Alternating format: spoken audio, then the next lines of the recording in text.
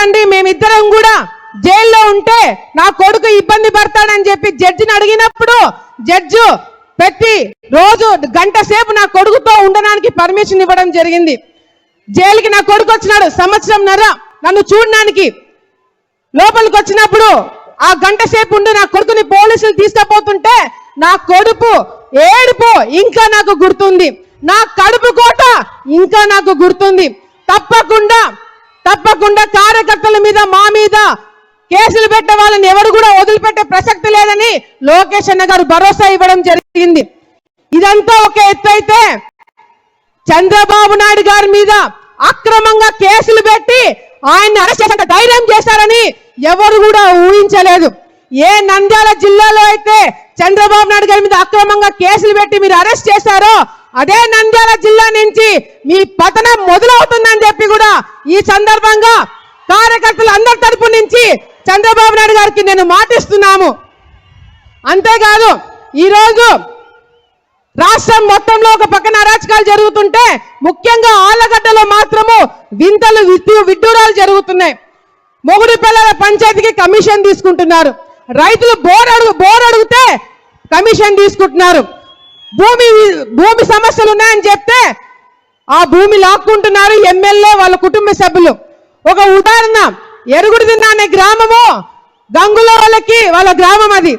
నేను మొన్న ఇంటింటికి వెళ్ళినప్పుడు చండలూరు, మందలూరు, మాచినేనిపల్లె గ్రామం నుంచి వచ్చిన రైతులు మాకు నీళ్లు కిందికి వదలట్లేదు, ఎరుగుడిదిన్న వాళ్ళు మాకు సహాయం చేయండి అని చెప్పి అడిగినప్పుడు, అందరికి నీళ్ళు వచ్చినప్పుడు మీ 3 గ్రామాలకు ఎందుకు నీళ్లు రావట్లని అడిగినప్పుడు వాళ్ళు చెప్పిన సమాధానం వింటే చాలా బాధగా అనిపించింది. ఎమ్మెల్యే వాళ్ళ అమ్మ ఎరుగుతున్న గ్రామంలో నీళ్లు ఆపేసి ఆ నీళ్లు చెరువులు నింపి దాంట్లో చేపలు పడుతున్నారంట. ఎమ్మెల్యే వాళ్ళ అమ్మ చేపలు పడుతుందంట.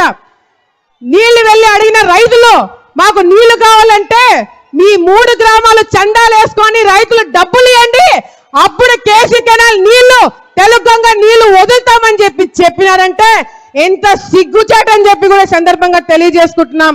సార్ ఇక్కడే శిల్ప వెంచర్ వేసినారు.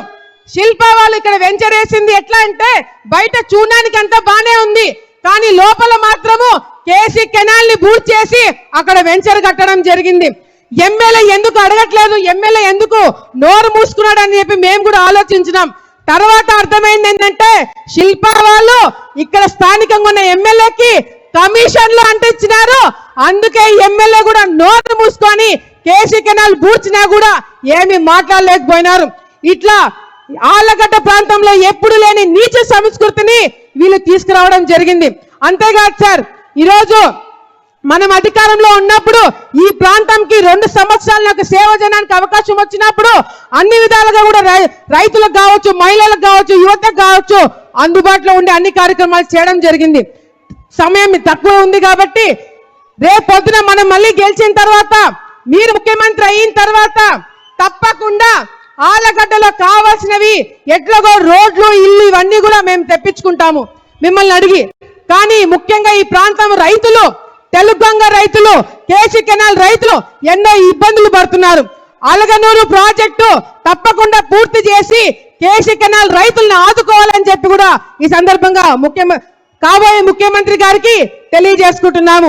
తెలుగంగ రైతులు పంట కాలువ లేక చాలా ఇబ్బందులు పడుతున్నారు. ఆ పంట కాలువలు కూడా తప్పకుండా ఏర్పాటు చేయాలని చెప్పి కూడా రేపు పొద్దున మనం అధికారంలోకి వచ్చిన తర్వాత ఏర్పాటు చేస్తారని చెప్పి మాకందరికి కూడా నమ్మకం ఉంది. ఈరోజు ఈ సభకి విచ్చేసిన ప్రతి ఒక్కరికి పేరు నేను ధన్యవాదాలు తెలియజేసుకుంటున్నాను. ముఖ్యంగా ఈ వేదికని ఏర్పాటు చేసిన టీం కావచ్చు, అదేవిధంగా వాలంటీర్లు కావచ్చు, అబ్జర్వర్లు కావచ్చు, ఈ వేదిక పైన జిల్లా నాయకులు కావచ్చు, జన సైనికులు కావచ్చు, అంతేకాకుండా అంగన్వాడీ వాళ్ళు చాలా రోజుల నుంచి ఇబ్బందులు పడుతున్నారు.